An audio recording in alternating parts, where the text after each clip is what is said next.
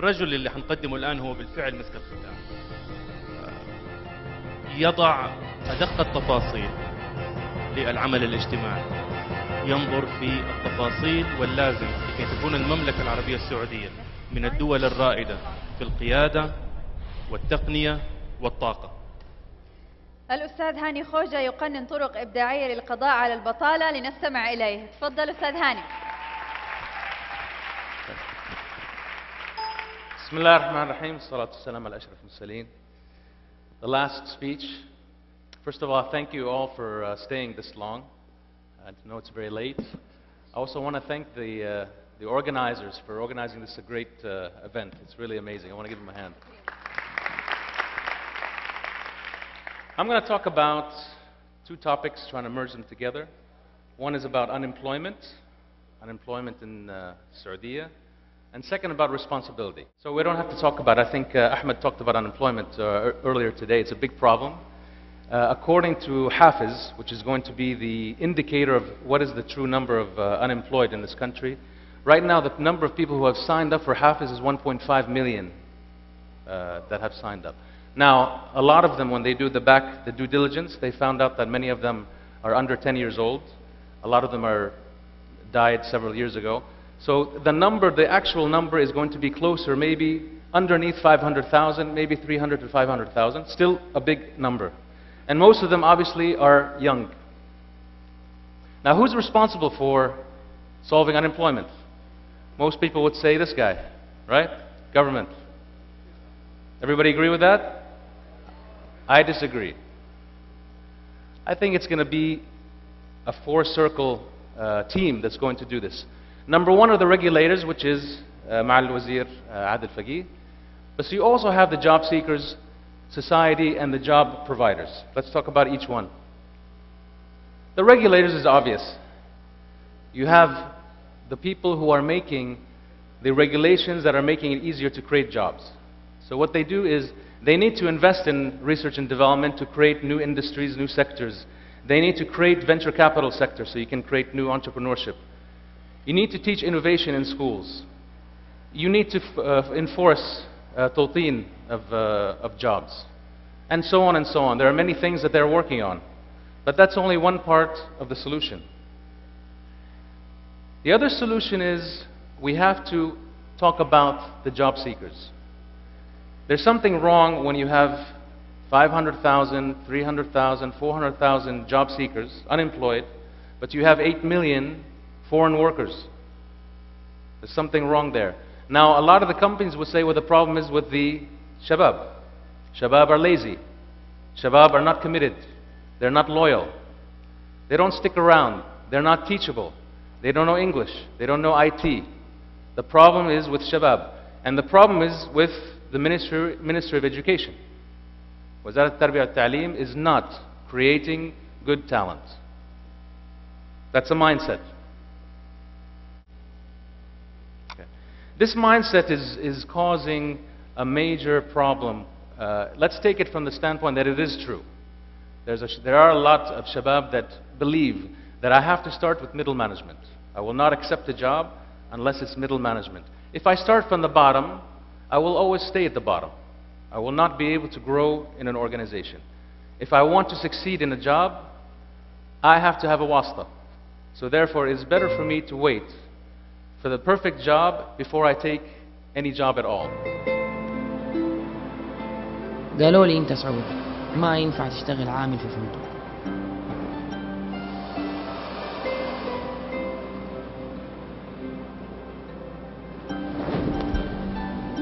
قالوا لي مستحيل تستمر في هذه الشغلة، أصلا ما لها مستقبل. قالوا لي خليك قاعد في بيتك أحسن لك من شغل الفنادق وشيل الشنط. الحمد لله إني ما سمعت كلامهم، لأنه الخبرات اللي اكتسبتها هي اللي وصلتني لطموحي.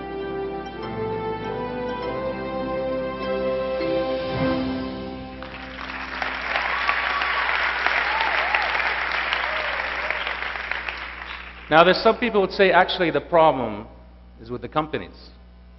The companies are not hiring Saudis. They're hiring expat labor. It's easier to hire an expat laborer because هو تحت كفالتي. He's my slave. If he doesn't listen to me, I don't pay him his salary. He can work 10 to 12 hours a day. He can work weekends. He can in fact come to my house and work. He's تحت كفالتي. It's a slave culture, isn't it? We still live in a slave culture. But we have to convince companies, and there's a lot of businessmen in the room, that we have to nurture shabab. We have to teach them. We have to take responsibilities for their failure. There are some companies that try to do Tawteen for a year, two. Shabab leave after they've been trained and they give up. They say, we tried Tawteen, didn't work, let's get the expat labor. That is wrong. Tawteen should be treated just like profits.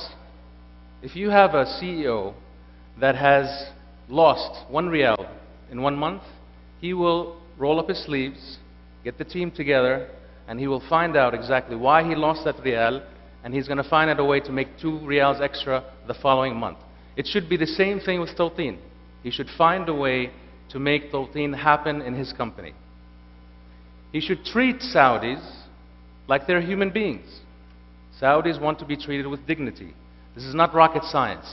If you want to retain Saudis, if you want to help them, you have to treat them like human beings. You have to accept them, you have to train them, you have to pay them well. You don't pay them 2,000 riyals and accept them to stay. 2,000 riyals is not living. It's again slave labor. Second video. يقولوا السعودي أول ما يتخرج يبغى يشتغل مدير، ويقولوا السعودي ما يرضى إلا بالشغل السهل وما يبغى يعرف أي شيء من التفاصيل، وتحلم لو يقبل منصب سواق، ولا يحب يزعج نفسه بأي من الأنظمة، وآخر ما في باله السلامة لا لنفسه ولا لغيره، ويشرد ويتهرب من أي مسؤولية صغيرة أو كبيرة. فعلا واجهنا بعض التحديات، ولكن غالبية السعوديين أثبتوا لنا عكس ذلك، ونحن في شركة أكسل السعودية ما نتردد في توظيف وتدريب السعوديين.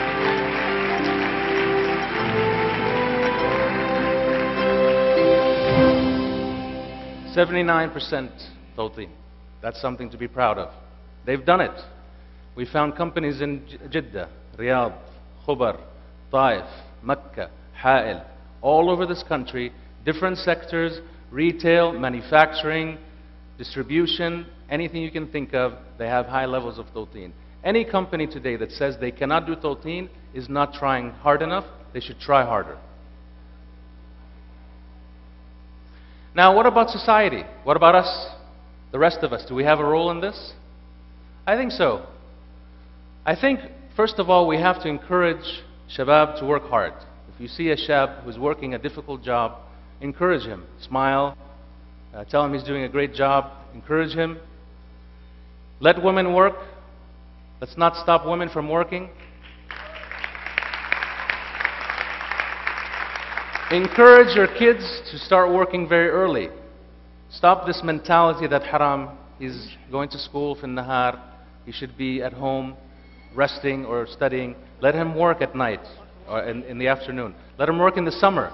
Let him work weekends, 2-3 hours a day. Let him get used to working so he doesn't start working as soon as he graduates from college.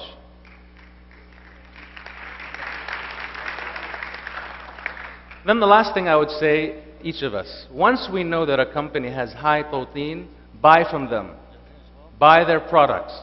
Buy from IKEA, 51% Tawteen. Do not buy from the company that has low Tawteen. If you see lots of Saudis in the retail, buy from them. That's how you can encourage this company to hire more Saudis.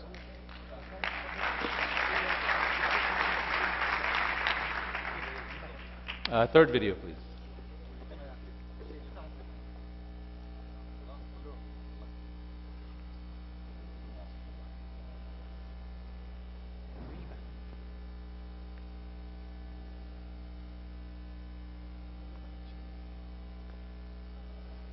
Well, the video is, if you're a father or a brother or a husband, encourage the people that are working hard blue-collar jobs.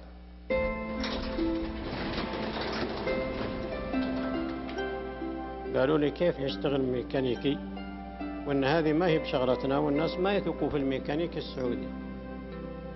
بس أنا ما اهتميت بكلامهم، والعبرة بالعمل والاجتهاد والنجاح بإذن الله.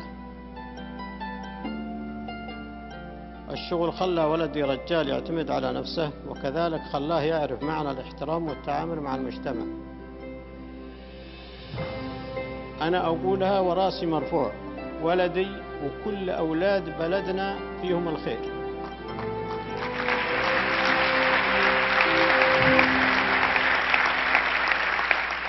Done? Okay, so I'd like to close just by saying, what are the things that you can do once you leave here?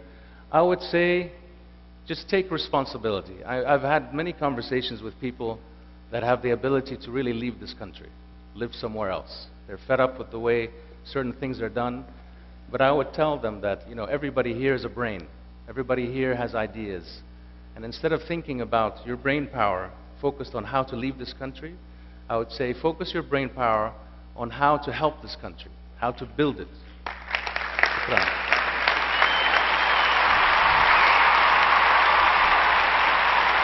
Thank you for this, Hani Khoja.